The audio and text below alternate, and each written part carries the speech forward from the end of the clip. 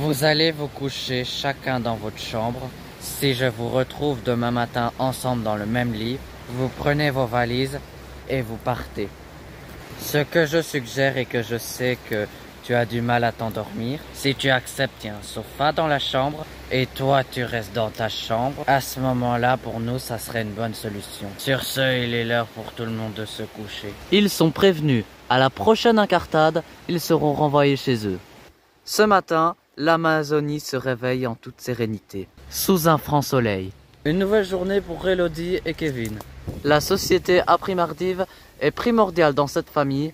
Elodie et Kevin vont faire des apprentissages dans une association pour apprendre à mieux communiquer avec les autres. Premier arrêt, pour Elodie, l'association La Mosaïque, un service d'aide à la personne.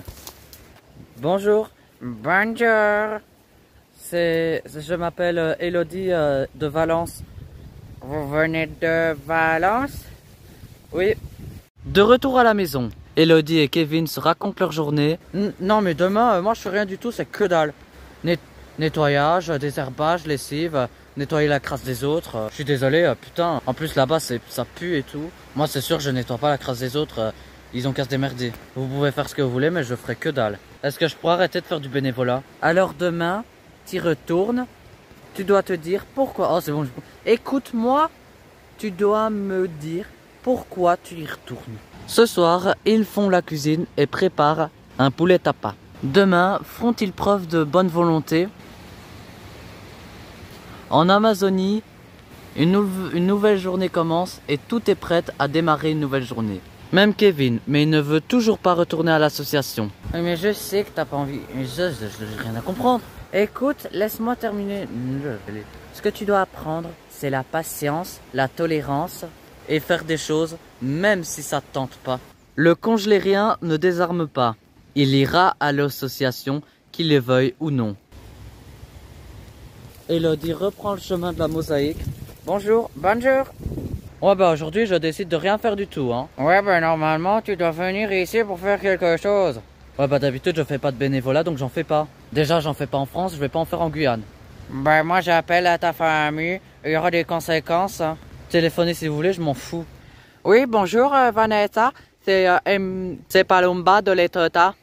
C'est juste pour dire que bon, Kevin est arrivé. Il refuse de faire les activités.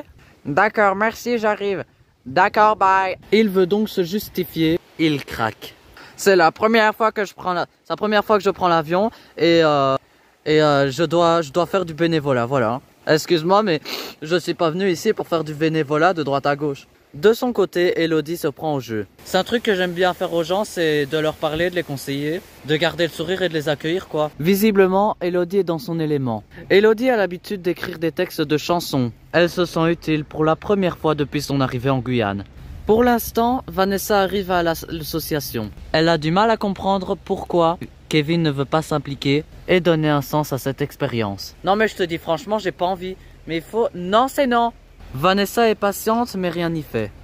Kevin reste campé sur ses positions et n'a aucun respect pour les engagements de Vanessa. Confiant, Kevin retourne à la maison rejoindre Elodie. Vanessa est blessée par ce comportement buté et égoïste de Kevin. Cette ultime provocation est de trop.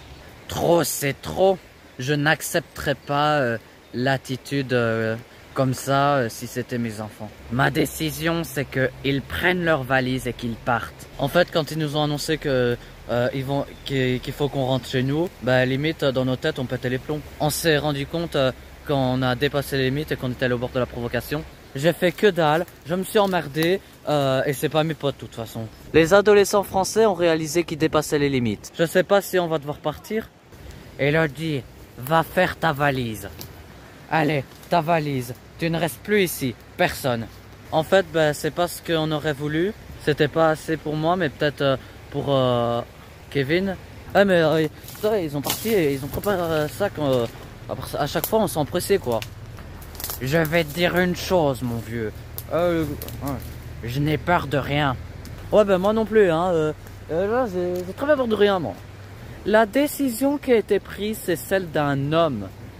La mère étire la sauce. Ça hurle, chicane, mais un père tranche. Pour Kevin et Elodie, l'annonce du renvoi est plus que brutale. Ils n'ont rien vu venir. Et à 16 à 17 ans, leur comportement et les conséquences de leur renvoi. Ils n'ont cessé de briser les règles imposées par Pierre et Vanessa. Et ça, les parents ne peuvent plus les supporter. Eux, ils sont engagés à respecter les choses. Ils ne l'ont pas fait, qu'ils partent. Ces jeunes hommes vont donc quitter l'Amazonie pour rejoindre l'aéroport de Cayenne pour repartir sur le sol français. Elodie revient en France avec honte. En fait, Kevin, il a même pas réussi à respecter une seule règle alors que on a eu des gens qui étaient bien, c'est honteux. Maintenant, Elodie s'entend mieux avec sa mère et elle fait styliste d'habits. Son métier la passionne très fort et aime bien faire les magasins. Quant à Kevin, son retour en France n'a l'air de lui rien faire. En fait, sincèrement, c'était un voyage de merde parce que on était allé quelque part et j'ai pas su en profiter parce que il y avait des règles partout. Franchement, je suis vraiment déçu de ta part que tu n'as pas respecté là-bas parce que on t'a offert un voyage pour toi pour que tu puisses grandir et évidemment t'as pas réussi. Je suis vraiment pas content sur toi. Oh bah je m'en fous, j'ai pas allé à l'association, c'est de la merde.